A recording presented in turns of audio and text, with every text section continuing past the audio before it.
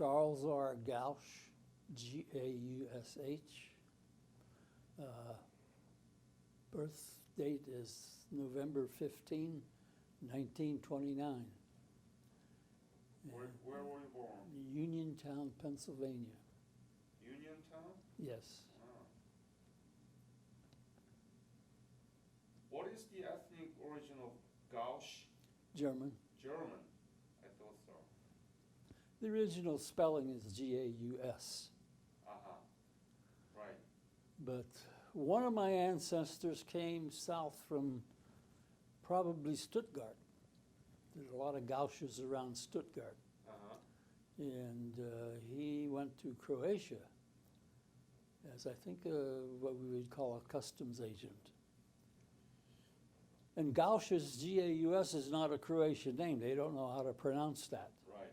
So it's G-A-U-S with a diacritical mark over the S, which makes it sound S. So when my father came to the United States and was naturalized, they said, we would suggest that you put an H on the end of your name so it's pronounced correctly. So that's how it became G-A-U-S-H. So kind of natural adaptations. Tell me about your family. You know, your father, you said that your father had a business of My father photography. was born in Croatia Croatia. in 1884. And he came to the United States, I'm not sure when because I still can't find the record. It's somewhere between 1909 and 1913. And he traveled around the States to see what it was like, I guess. And he finally settled in Brownsville, Pennsylvania. And he's a self-taught photographer. And he built a studio called the Palace Studio in Brownsville. And geez, he took thousands of pictures there. But he lost all that in 1929 when I was born. Tell me about those days, the Great Depression. It's hard times. Very hard, yeah. We were poor. I thought that you were rich because your father was a photographer. Well, he even had a studio. He owned his own studio. He owned his own car. He owned his own house, which was built to his specifications. But he lost all of that. Yeah. He had to sell it. Out of the blue. Yeah. So, you know, it's hard to sell a studio in a depression. So he was very, very generous. He issued, people would ask him for money because they were poor and they were unemployed. And he'd give them vouchers that were good only at clothing stores and grocery stores. Not good at a liquor store. So by 1929, he had an awful lot of friends. And he'd get in contact with them and say, on such and such a day, you come to my studio and look around. Because he had a buyer for his studio there. So he'd see, you know, it's kind of busy. So it'd make a good impression on the buyer. So he finally, I guess, sold it. And that's how your family survived? That's how the family survived, and they came to Brownsville, and then they moved to Uniontown. And my father got a job. Well, he was unemployed, so we were on welfare, what they would call relief then, for several years. And then he got a job on a WPA. What is that? Work Projects Administration. It's one of Roosevelt's programs. Right. And he got a job digging ditches. And he was pretty smart, so he worked himself up to general foreman, for which he was paid $82.50 a month. $30 of which went for rent. So we had to $30? We had to live on the rest, so it of course, you know, eggs were 13 cents a dozen, and so the rest of it went fairly well. We were never hungry or poorly clothed, but many people were. 13 cents for a dozen of eggs. Yeah. Tell me about the school you went through. In elementary school, we didn't have kindergarten then. We went to first grade. And I bounced between the public school and a Catholic school. Uh-huh. Sometimes I'd go to the public school and sometimes I'd go to the Catholic school. Third grade, for example, was Catholic school. And I remember I was in a choir, boys' choir. And until I got to high school, and my mother insisted that I stay at the Catholic high school, St. John's High School. So I stayed there for 4 years. I graduated in 1947. What did you do after the graduation? I went to college, What college? Waynesburg College, Could you spell it? Waynesburg.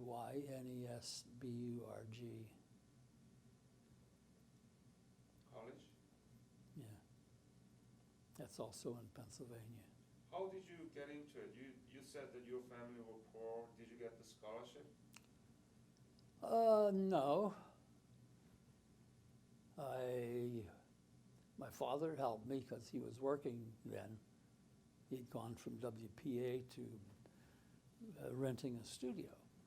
Again? So he was back in business. So he paid for a lot of it, and then I worked for some of it Mm-hmm. at college. What did you study? Was it for 2 years or 1 year? 2 years, they had a college center in Uniontown Uh-huh. because this is right after the war. And they had a lot of students. And they couldn't handle them all in Waynesburg. So I took my first 2 years in Uniontown. What did you study? Well, you took your basic core courses, like English, history, stuff you needed for a degree. Mm-hmm. And then when I got to Waynesburg, then you took your specialty courses. What? My major was biology, and my minor was chemistry. Ah. Were you interested in this stuff? Oh yeah, Ah. Why? What made I always you- wanted to be a scientist, but I didn't know which science I wanted. I was a chemistry major at first, but my chemistry grades weren't that great. And so the dean scratched that out and he put in biology majors because I had 4 semesters of biology and I had 4 A's. So he said, you'd make a better biologist than you would a chemist. So I still didn't know what I wanted to be. Biology, that's a big field, and I wasn't really thrilled about any of the fields of biology until the last semester of my senior year. Just had to fill up my schedule so I have a full schedule. And they had a new course. They just had never had it before, called bacteriology. Uh-huh. And I took that. That's what I want to do. That's what I want to do. As a college students at the time, it's not everybody had that college degree. Did you have any knowledge about Asia and Korea? No. None? While in college, I had some because the war started when I was in college. You The mean war Korean started War? in 50, Yeah. and I graduated in 1951. Mm-hmm. So we knew what was going What on. did you know about Korea? I knew there was a war on.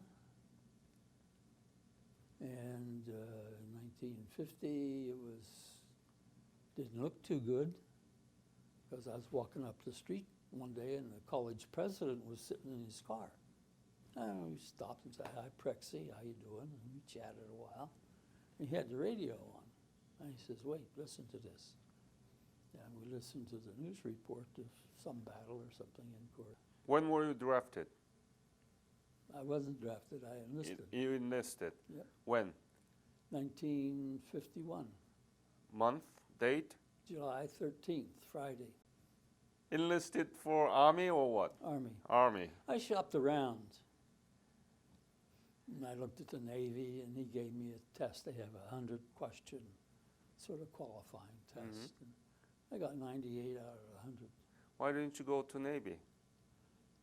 Navy was 4 years active and 4 years reserve, Uh-huh. which I think most of them were that way, 4 and 4. Mm-hmm. The Army had a special program called S&P, Scientific and Professional. S&P, P. Scientific and Professional. Right. And what is that? That was a program the Army had to collect expertise. I see. And since I had a bachelor's degree in science, that's where I took that. How 'Cause long? that was 3 years active, And no reserve. no reserve. Yeah. So I thought that was a pretty good deal. Why not Air Force? I don't know. I think it was 4 and 4. Where did you go to receive basic military training? Basic training was at Indian Town Gap Military Reservation. Where? Indian Town Gap Military Reservation. Where is it? In the Pennsylvania? It's in Pennsylvania, very near Hershey. We're in the 5th Infantry Division. That's what the Fifth? yellow or red diamond is for. And incidentally, the 5th Infantry Division at the time was commanded by Major General Kaiser, who had just gotten fired in Korea for ruining the 2nd Division. And what was your specialty? I didn't have a specialty. Rifleman? Well, everybody's a rifleman. Uh-huh. You didn't have any specialty? No, so I was classified as RA unassigned. So in my cap, everybody else had some kind of piping, red or green or yellow or whatever service they were in. But I was RA unassigned, so I had green piping.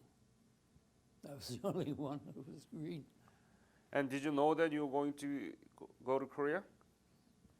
We assumed that you would end up in Korea. So when did you leave for Korea? I don't remember.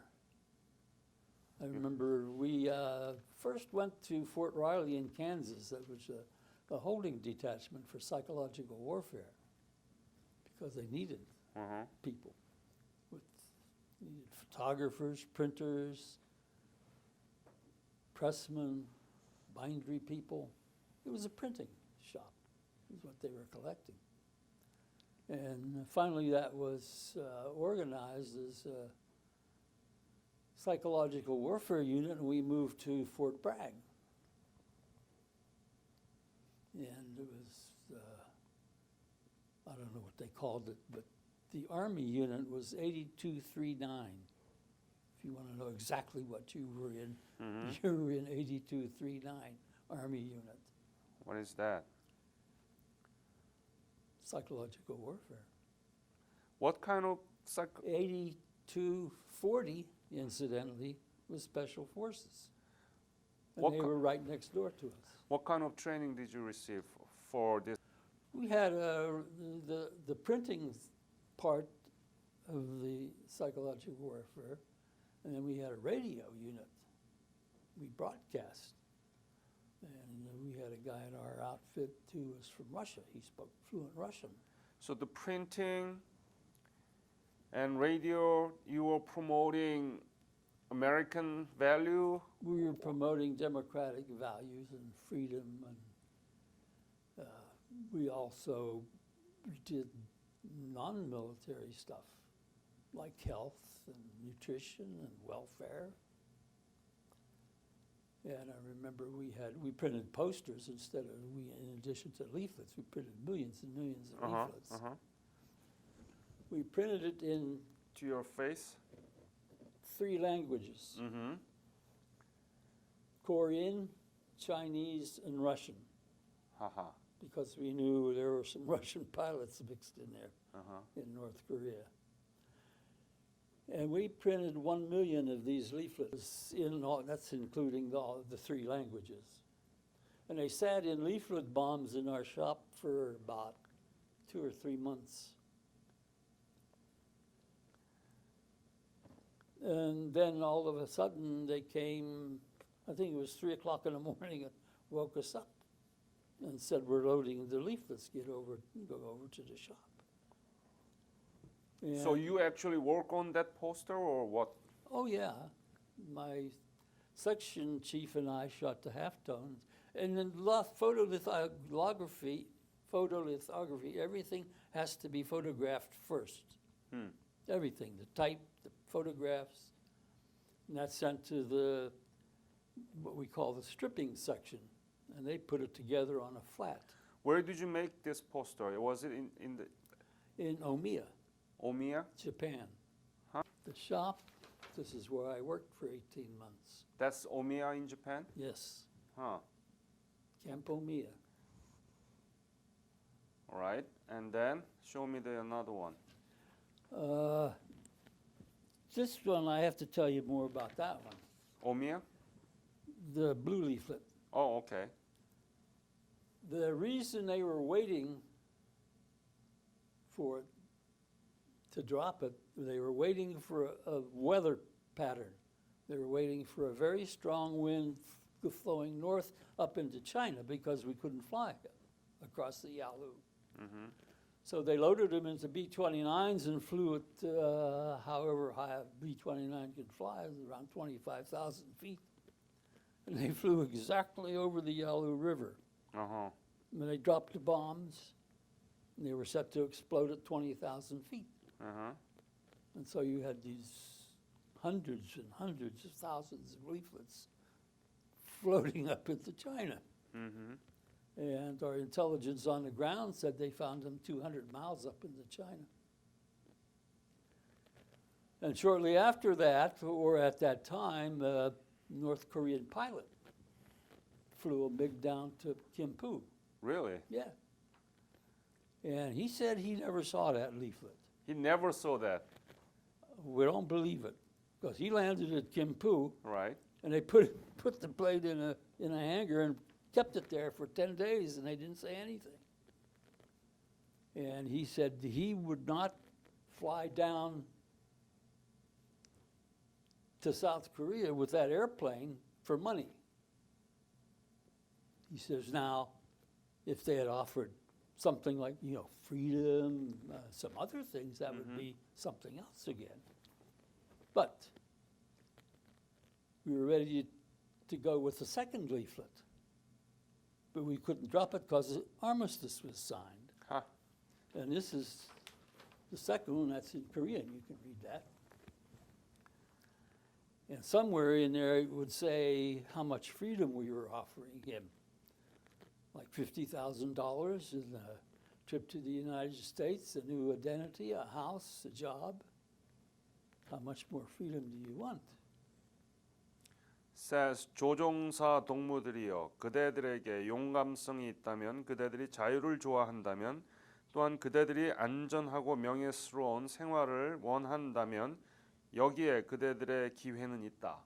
So this is basically asking them to surrender and if you want to pursue the freedom and if you want to have a more safe and better life and honorable life, there is opportunity. That's Yes. basic message. Yeah.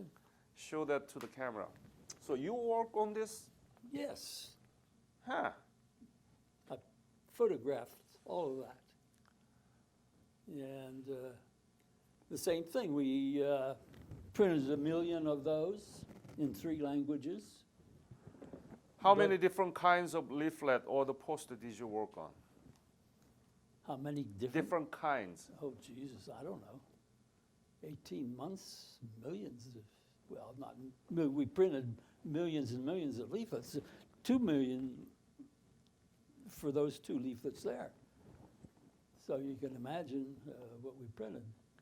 Our basic leaflet was I didn't bring it with me, I don't think.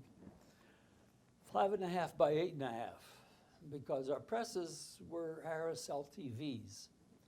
And a Harris LTV prints a 17 by 22 sheet. Mm-hmm. That's a basic measure in printing for paper. If you want a ream of paper is 500 sheets of 18 by 22. So if you cut 18 by 22 in half twice, you end up with 8.5 by 11, which is what these leaflets are. Do you remember when you left for Japan? I left in the winter of 1952. And After we processed at Fort Lawton, Washington. yeah. And we had special orders, instructions from psychological warfare to call their headquarters in Tokyo. Uh-huh. And they put the number on the inside of my records jacket, so I'd have it with them. I didn't have time to do that because processing, they kept you pretty busy. So we finished, and I was sitting around Sunday, and I thought I might as well call him. So I called him, and I talked to the officer, and he says, well, it's kind of late since you're ready to go, and you have your combat equipment, and you have your rifle. But he says, I'll see what I can do. So we fell out at midnight to go down to the dock to get on a ship. And they called names. And they would call Gaush, and I would answer as Charles R. and give my number. But I didn't hear my name. But I thought I didn't hear it because I didn't want to hear it. So there were several of us, it was about a half a dozen of us standing there after everyone was called. And we went up to the sergeant, and I said, what happened to my name? What?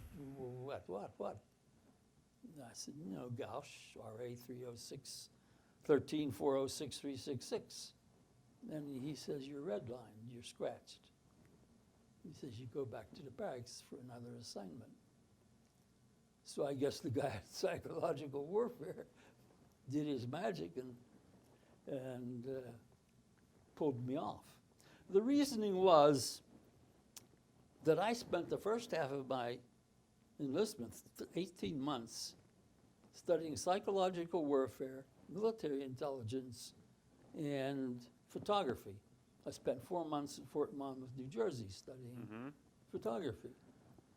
So then I go overseas, and they didn't want me to go to an infantry outfit. Actually, my orders said I was going to combat engineers. So then they'd have an opening in psychological warfare, and they'd have to take someone from infantry or artillery and bring him into psychological warfare and train him all over again. And the Army thought that was wasteful. How many were in your team making this leaflet and posters? I suppose we had 60, 70, 75 people altogether. And we would usually run 2 shifts. And when we were very busy, we would run 3 shifts. And when we ran extra shifts, I was the photographer in charge. And when we run 3 shifts, I was the photographer. I got the 3rd shift. You've never been in Korea then? Technically, I was in Korea. When I left, the ship left Japan, and it went around to Korea, and we went into Pusan Harbor. Yeah. And we unloaded troops, and we loaded guys coming back. Uh-huh. And we spent the night in Pusan Harbor. And then you went back to Japan? Then we went back from Pusan, we went to Fort Lewis, Washington. Did you like the work that you done in Omiya, Japan? Yes, I was very good at it. How did you feel about your role play there? I thought it was pretty important because we felt that we got a MiG. I wasn't in combat or anything, but we felt we got a MiG. There's controversy about that because Lieutenant No, the guy that flew the plane, said he never saw that leaflet. Right. I don't believe him. But I'm a little biased. So how many leaflet do you have? Do you have now many? I didn't bring very many back with me because we printed thousands of them over a period of 18 months. After the armistice was signed, of course, we didn't do very much for military affairs, but we switched to civilian affairs. And I can remember printing leaflets dealing with health and nutrition. I definitely remember one poster we printed about how to get clean water, because the text said portable water. And as a biologist, I knew that was wrong. It's potable water. And the commanding officer, who was a captain, he says, "Are you sure, Gaush?" I says, "I'm positive." So he called Tokyo and says, "Is this right? Did you make a mistake?" And they said, "Yes, we did. It's potable, not portable." So this is for the South Koreans. For South Korea, yeah. Because we couldn't, I guess, fly over North Korea anymore. Very interesting. Yeah. Where do you think I should go to look at all those leaflets and posters that the American the warfare, psychological warfare team had made? Is there any place where I can see? Yes, there's a place online, and I can't give you the URL right now, but there is this one sergeant major who, for some reason, collects leaflets from all wars. What will be the keyword for me to find that in the internet? Google Moolah leaflet. M Moolah. Moolah Leaflet. leaflet. Moolah in American slang means money. And what's moolah has to do with this leaflet? $50,000 reward for flying the plane. Instead of calling it a MiG leaflet, as we do, they call it a Moolah leaflet. Oh, moolah, Moolah. Yes. So if Korean War Moolah leaflet. and I can see all of those. You'll hit a URL. I'm trying to remember the guy's name. He's a sergeant major, and he has a site that's devoted entirely to that leaflet. And you'll find those two leaflets there, and you'll find a picture of the building, and you will find my picture working. You don't have picture? I had it, and I thought I brought it, and I didn't. I left it in my office. You want to share those pictures and leaflet with me so that I can put it into the database? Sure, Could you send it? sure. Yeah. I have your address. Yes. Yeah. I will scan it, and if you want to have it returned to you, I can mail it back to you. No, I have it on my computer, so. Then send me the file from your computer rather than sending this. Okay. Meaning that you already scanned it. Oh, yeah. How did you like life in Japan? Very nice. Tell me how nice. Why nice? It was like being a civilian. You had quarters and a building that looked like the one I showed you. It's like a hotel compared No, to. it was a building. And we had earthquakes. And the building would rattle Yeah. and shake, and everybody would run out, and I would stay in bed. I said, "Look, this is nothing going to happen to that building."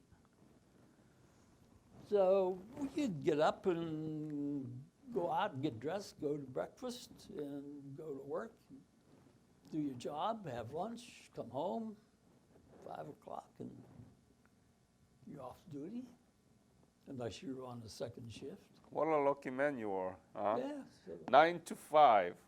You have an or office. 4 to midnight. How many For were- me, mostly 4 to midnight. How many were in the room when you sleep? 40, roughly. In the room? 30, 40. 30, Yeah. 40 all together in a big room. Yep. Okay. You have your own bed. Yeah. I have a picture of that too. I'll send you. Yeah. Wow. Did you go around? I don't know where is Omiya. Omiya, Yeah. Is it close to Tokyo? it's 22 miles northwest of Tokyo. I see. And we'd take the train back and forth. You'd go through Shinjuku and Ikebukuro and Ueno and some others that I forgot. Did you like Japanese food? Didn't eat that much. Raw fish? We were advised not to eat the raw fish. You were advised not to eat? Yes. Why? Because we're from America and we don't have the same immunity as Japanese residents. You never tried raw fish? No. How much were you paid at the time for your special psychological warfare I job? was a staff sergeant and I made $145 a month. Step sergeant. Mhm. 100 what? $145 a month. What did you do with the money? Some of it I spent. I think I sent at least every month half of it home To whom? to my parents. They saved it for me till I got back. And that's part of the money I continued my education with. Of course, I had the GI Bill, 36 months worth of GI Bill. 36 months? Yeah. How much were you paid through this GI Bill? $110 a month, Uh-huh. plus tuition. Plus tuition or included in that? I think that was included. Yeah, $110 included tuition, right? Yeah. Yeah. And Well, no, the $110 was for me. The university got this money for my tuition. so you didn't pay the tuition by yourself, No. but it was through the government. Yeah. What did you study and where? I studied medical microbiology. Medical? Microbiology Uh-huh. Where? at George Washington University at the School of Medicine, Ah, which was in D.C. yeah. For how long? 1 year. Then I decided that I would go to the University of Pittsburgh Medical School for a PhD. And? And that's where I went. I was accepted. And they asked me, what kind of virology do you want to study? He says, we have 3 places. We have biophysics with Max Alfer. We have epidemiology, Mm-hmm. or we have medical microbiology with Jonas Salk. So I went to Jonas Salk's lab for about a year and a half. Then he moved to California, and I was invited to go along. But they said I would be an employee and I couldn't get any degrees. So I said, no thanks, I'll stay here. When did you start your master degree? Started my master's degree in 1954. When did you come back to the United States from Japan? 1954, When? June. And when did you finish your PhD? 1961. What kind of job did you have after that?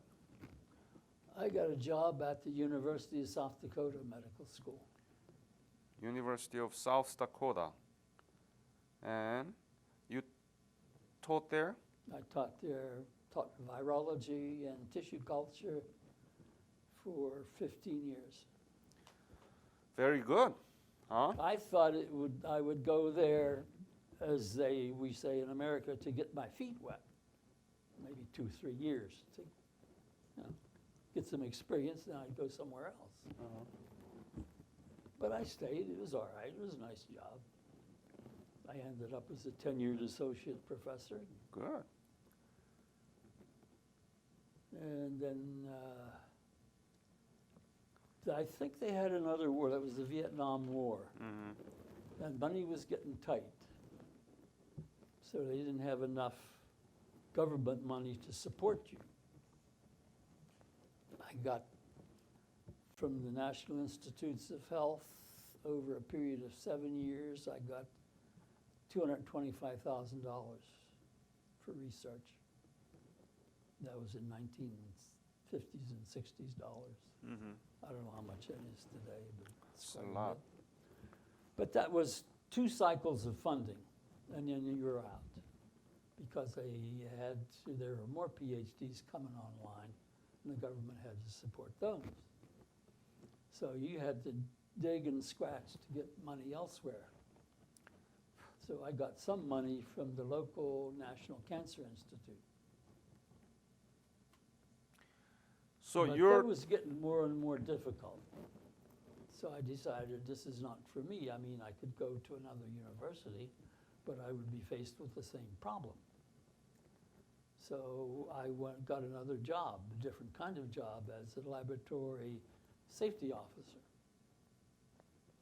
Because the genetic engineering labs were using hazardous materials. They Yeah. were using radioactive material, they were using hazardous chemicals, and they were handling hazardous viruses. So they needed safety, and at that time, OSHA, our Occupational Safety and Health Agency, promulgated 2 new rules, one covering hazardous biologicals and another covering hazardous chemicals. So now everybody needed safety officers, whereas before they wouldn't even talk to you. Mhm. So I got a job with, what was my first job with? BRL, Biological Research Laboratories, which is one of the first 10 biological research laboratories, genetic laboratories, ELR. BRL. And I was there for a few years, and they ran out of money. Have you ever thought that your military service would turn out like this? No. When I was at Camp Drake, waiting to be shuffled one way or the other, Right. everything was up in the air. I had no idea what would happen. I knew what I would like to do, and that's fortunately what happened. I feel bad Why? because I think I should have gone to Korea to be a rifleman, I guess, or maybe I would be allowed to be a photographer. I don't know. That wasn't a very good job because the average lifetime of a combat photographer in Korea was 6 months. Yeah. So I don't know. I guess it's survivor's guilt or something. No. I have great admiration for those who were in Korea.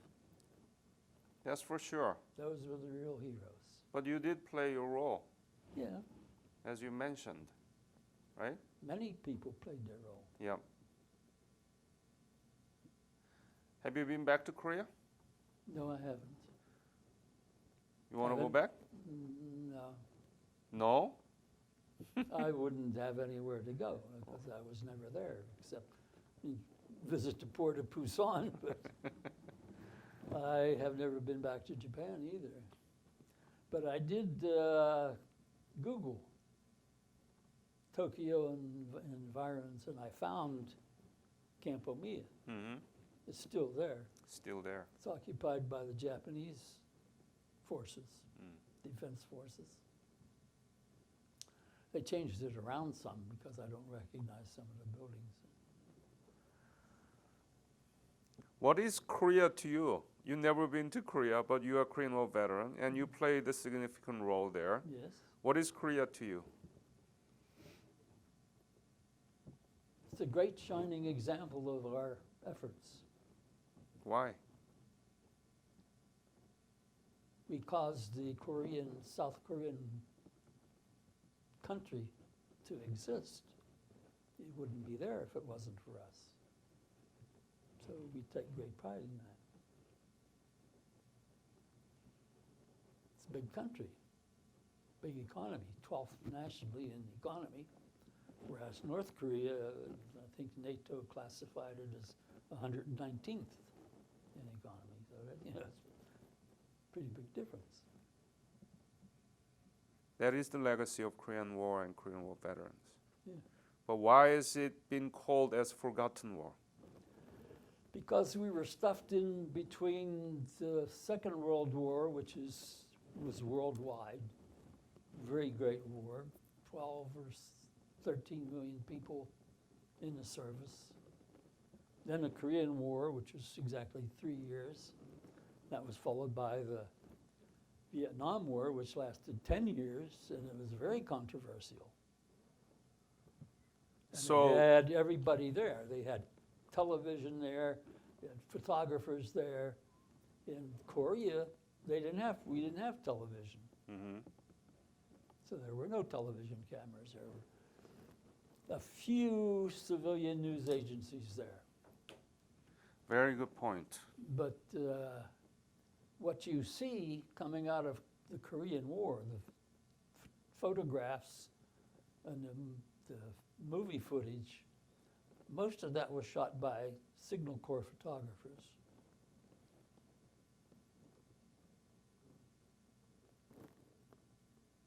Most people at home didn't know where Korea was, and it didn't make that big of an impression on the news. So they even forgot about it while the war was on. And then after the war was over, they forgot more. What is this program is about? That's your program for the descendants of Korean War veterans. Right. As you mentioned, the Korean War has been kind of regarded as forgotten, despite the great importance of this war, because it was the beginning of the Cold War. And still, the front line between South and North Korea represent confrontation between free capitalistic and communism. But it's been regarded as forgotten. Why? Because, as you pointed out, not much media coverage and not much controversy because you didn't talk about it and you've been silent. That's why I created this Korean War Veterans Youth Corps. It's like a Peace Corps created by the President Kennedy. And I want them to learn about the Korean War and your service. And we are trying to educate them how to do interviews so that they can do interview with their own grandfather. I see. And we gathered together. And I invited 2 history teachers who are the granddaughters of the Korean War veterans from Georgia this time. And they analyze how lightly the Korean War is covered in our own history textbook. This has been a very interesting interview. Thank you. And I hope that I can get some of your artifacts so that we can store in the database. And you know the power of the internet, that anybody from anywhere can have access to it at any time, right? Without any fees involved. So this is the best way and most effective way to let people know about your service. You did an important role. And I want everybody knows about it, especially young generation. I want to thank you, and let's keep in touch, okay? Sure. Yep, thank you.